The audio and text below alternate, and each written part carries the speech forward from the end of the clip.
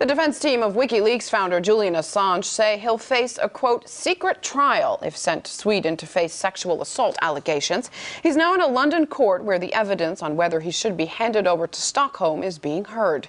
Assange says the accusations are part of a conspiracy to punish him for running his whistleblowing website. From London, RT's Laura Emmett reports. This is the second day of a two-day extradition hearing for Julian Assange, at the end of which Swedish prosecutors will be hoping that they can extradite Assange to Sweden to face questioning over allegations of rape, molestation and unlawful coercion made by two Swedish women back in August of last year.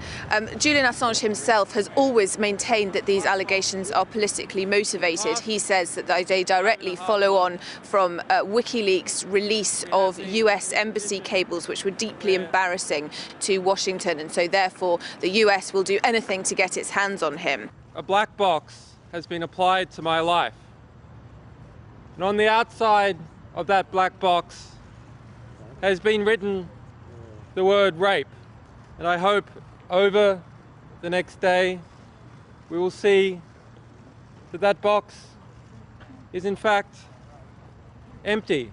The arguments that the defence will be putting forward are focused around Julian Assange's human rights. They say that his human rights will be violated if he's extradited to Sweden. They also say that if he goes to Sweden, there's a risk that the US will seek either his extradition or they will try to apply illegal rendition to him, to take him to the US, where he may be held in Guantanamo Bay or a similar detention facility. And they also say that he is at risk of being subject to the death penalty if indeed he is extradited onwards to America. They're also fighting this on the grounds that he hasn't actually been charged with any crime. The Swedish prosecution wants to question him about these crimes, but they haven't charged him yet.